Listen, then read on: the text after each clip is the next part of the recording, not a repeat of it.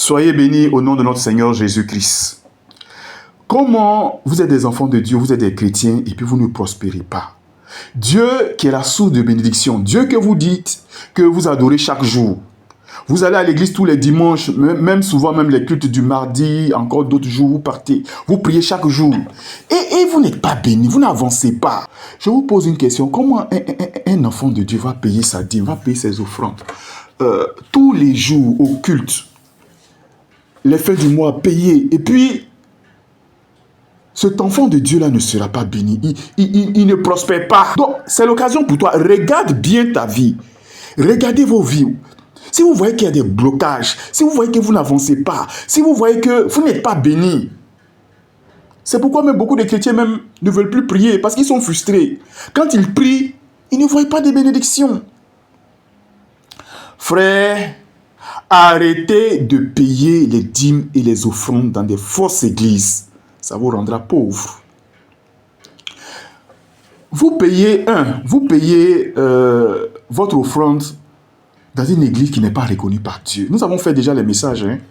Comment reconnaître une église du Seigneur? La voici qui s'affiche là. Allez-y, regardez cette vidéo. Vous payez votre offrande dans une église qui n'est pas reconnue par Dieu. Vous payez votre offrande là dans le vide. Une église où on n'enseigne pas la vérité de l'évangile. Où on dit aux chrétiens, vous pouvez marier 3 à 4 femmes. Mais si tu as payé ta dîme dans une église pareille, comment tu vas évoluer?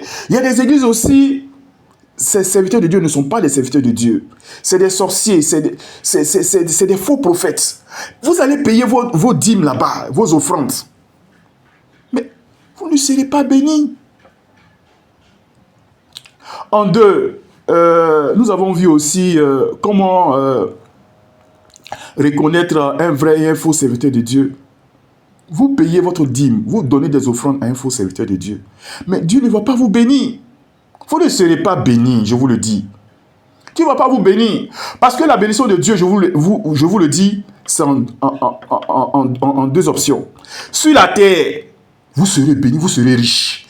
Et dans le ciel, vous allez être encore béni, être riche. C'est comme ça. Quand vous payez une dîme, une offrande agréée par Dieu, mais si vous partez payer... Ça, c'est pour dire à ceux... Il y a des gens qui pensent qu'ils sont bénis, ils sont dans de grosses voitures, tout là. Ce n'est pas une bénédiction, hein. Si vous marchez loin de Jésus-Christ et vous vivez dans le péché, ne pensez pas que vous êtes bénis. Vous connaissez l'histoire du pauvre Lazare et du riche. Votre richesse, ça va aller dans le feu. Ça ne va pas vous servir. Et je vois souvent les gens penser que quand ils sont dans des grosses voitures, dans des Ferrari, ils sont bénis. Vous n'êtes pas bien. Des footballeurs qui s'affichent, ils pensent qu'ils sont bénis. Je vous conseille, voici le verset qui s'affiche là. Allez-y lire l'histoire de Lazare et du riche. Vous allez voir. Ne pensez pas que vous êtes bénis. Vous partez payer votre dîme, vos offrandes chez un faux serviteur de Dieu qui n'annonce pas la vérité de l'évangile. Bien-aimé, vous payez votre argent dans le vide. Vous n'allez pas être béni par Dieu, vous n'allez pas avancer. En 3, nous avons vu comment reconnaître un faux et un vrai enseignement de Jésus-Christ. Si vous partez aussi dans une église où on n'enseigne pas la vérité de l'évangile, où on dit les enfants de Dieu doivent s'habiller comme ils veulent, où on dit qu'un enfant de Dieu peut prendre 2 femmes, 3 femmes, il y a tellement de fausses doctrines, on ne peut pas tout dire. C'est-à-dire, vous, au lieu que votre argent là, parce que c'est ça le rôle de la dîme et des offrandes, va servir à faire avancer l'œuvre de Jésus-Christ. Vous partez payer votre argent dans une église où on dit on peut marier 2 femmes ou 3 femmes. C'est-à-dire, cette église est même en train de conduire les âmes en enfer, en train de perdre les âmes. Et vous partez donner votre argent dans cette église qui prêche ces fausses doctrines. Au lieu de recevoir la bénédiction, mais vous recevez la malédiction. Parce que votre argent va servir à perdre les gens, à envoyer les gens en enfer. C'est pourquoi on a fait tous ces messages-là. Vous partez payer vos dîmes et vos offrandes dans ces gens d'église-là. Mais au lieu de recevoir la bénédiction de Dieu, vous recevez plutôt la malédiction. Et je vous le dis, c'est une malédiction même de fréquenter une église, une fausse église. On le verra plus tard. Mais oui que c'est une malédiction. Mais regardez, vous allez prendre tout votre argent, dîmes, offrandes, et même encore, on ajoute encore même des cotisations. Vous allez donner à ces églises-là. Vous allez rester toujours pauvre. Vous n'avancez pas, vous n'évoluez pas. Et puis encore, pire que cela, lorsque vous allez mourir, vous allez aller encore dans le feu de l'enfer parce que ces pasteurs-là ont prêché de faux messages et vous ont trompé. Vous voyez, c'est une malédiction. Bien aimé, j'ai été victime de ces choses-là. En dernier lieu, les offrandes agréées par le Seigneur. Si vous allez payer, vous-même en tant que chrétien maintenant, nous avons vu comment reconnaître un vrai chrétien. C'est pourquoi nous avons fait tous ces enseignements-là. Je vous ai dit, c'était des prérequis. Si vous-même, vous n'êtes pas un vrai chrétien, votre offrande et vos dîmes ne seront pas agréés par Dieu. Vous êtes une maîtresse de quelqu'un. Vous vivez une vie d'adultère. Et vous prenez l'argent de ce monsieur-là en tant que maîtresse. Et vous venez payer votre... Dieu ne va pas prendre l'argent de la prostitution. Dieu ne va pas prendre l'argent de l'adultère. Vous êtes un comptable, je ne sais pas, dans une société. Vous volez l'argent.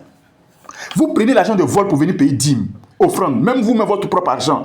Dieu ne va pas agréer cela. Dieu ne prend pas l'argent sale. Il y a un verset de la Bible qui dit, nous allons le lire, dans le livre de Samuel, ce que Dieu veut, ce n'est pas les holocaustes, mais c'est plutôt l'obéissance. C'est le sacrifice que Dieu aime.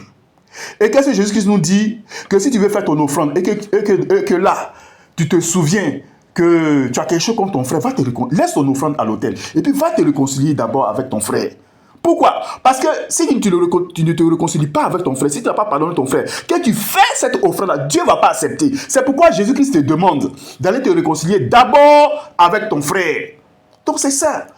Vous ne vivez pas une vie de sainteté. Vous ne vivez pas dans la pureté. Votre vie n'est pas agréable à Dieu. Il y a encore le péché dans votre vie. Toi-même, tu connais ta vie. Je ne vais pas citer de péché aujourd'hui. Toi-même, tu connais ta vie. Il ne faut pas penser que quand tu vas aller faire cette offrande-là, Dieu va agréer. Vous voyez?